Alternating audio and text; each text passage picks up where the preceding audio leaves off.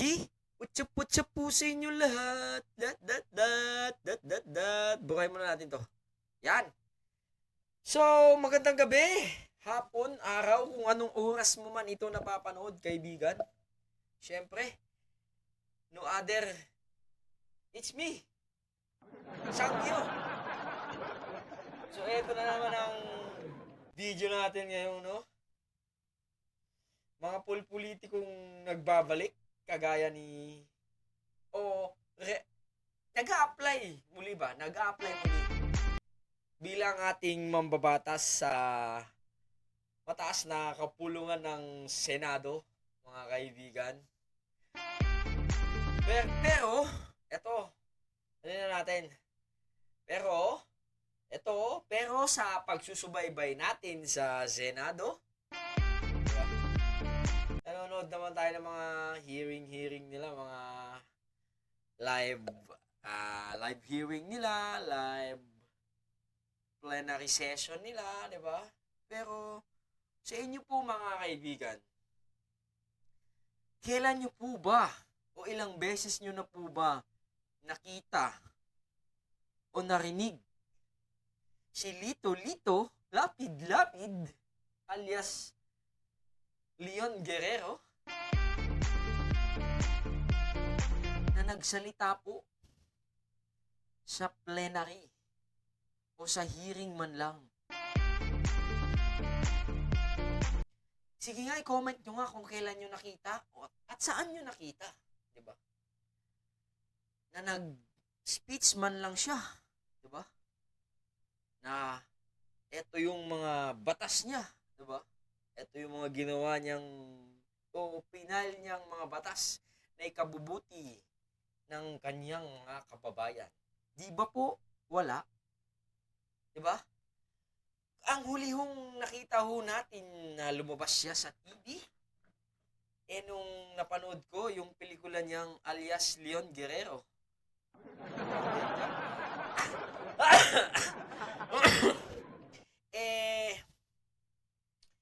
Wala ho eh. Pasensya na ho kayo eh, wala ho. Kayo po ba? Bobotohin niyo po ba ang nag-iisang Lito Lapid? Bago po kayo mag-comment, pwede po bang o panoorin muna natin ang kanyang ano ba to? Sasabihin muli, diba? Sa kanyang pagtakbo. So, nag-file na siya kahapon yata. So, ito muna, panoorin muna natin si Lito Lapid.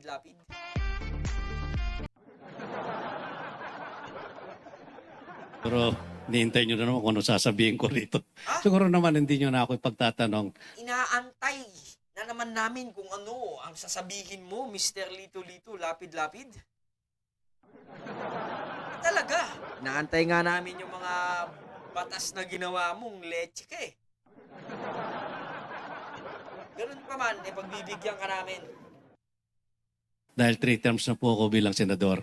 At 3 bumabalik, terms? kung ako ay papalarin ulit, magiging 4 terms na ako rito sa tulong ng ating mga kababayan.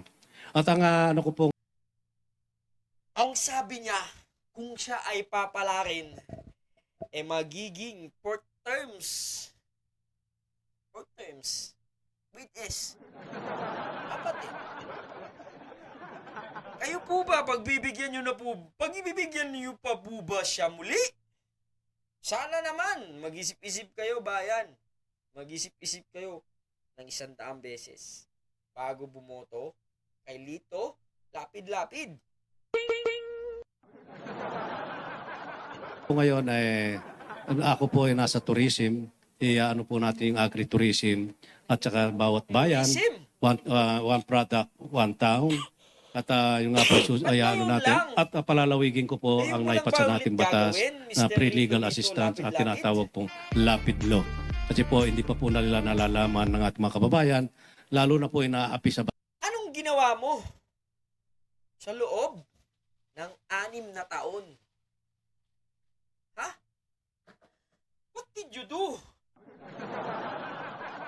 batas na hindi po nila alam na libre po, walang bayad. Kahit yung abogado, na di Campanilla ay pwede po nilang kunin na kasi sa PAO ay hindi po sila pwede maglaban kung PAO to PAO. Ito po kasi pwede po itong pre-legal assistant kung tawagin ay lapid law. Kaya po ako siguro sa experience ko naman, naging vice Lapid law. Pre-legal assistant. Saan?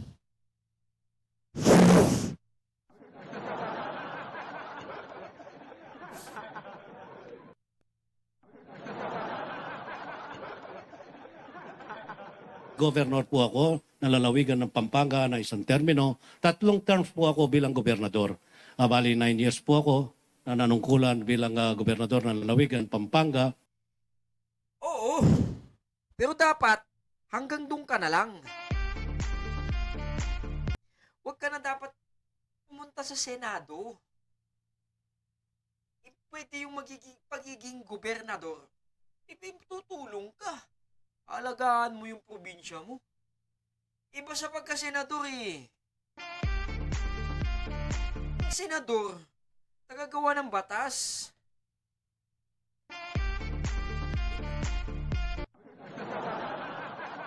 Ang senador, taga-amyenda ng mga lumang batas. Ano po ba yung ginawa niyong batas? Pre-legal assistant? Meron na pong PAW. Tangina nyo. Huwag niyong gagawin yung mga Pilipinong tatanga-tanga. Madami dyan, mga DDS. Tangina mo. Wala kang maluloko. Yung mga tatanga-tanga lang. Pre-legal assistant, tapos i-repair mo sa PAW, bugok!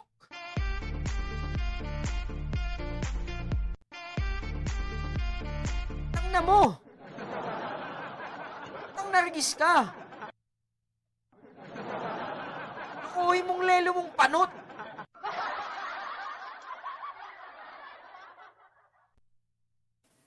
Kaya at 3 beses na rin po ako, 3 times na rin po ako bilang senador.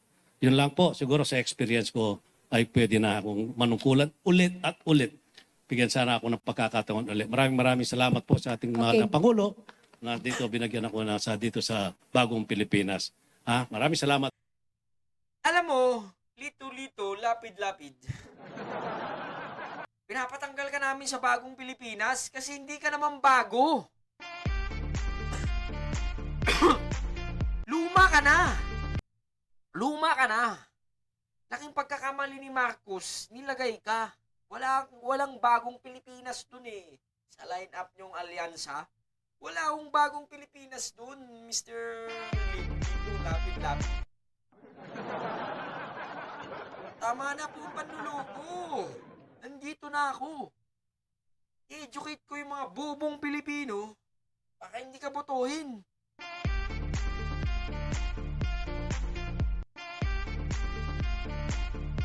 Visit?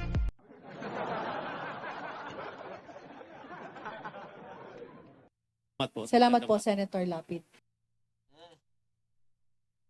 Alam nyo na. Ha?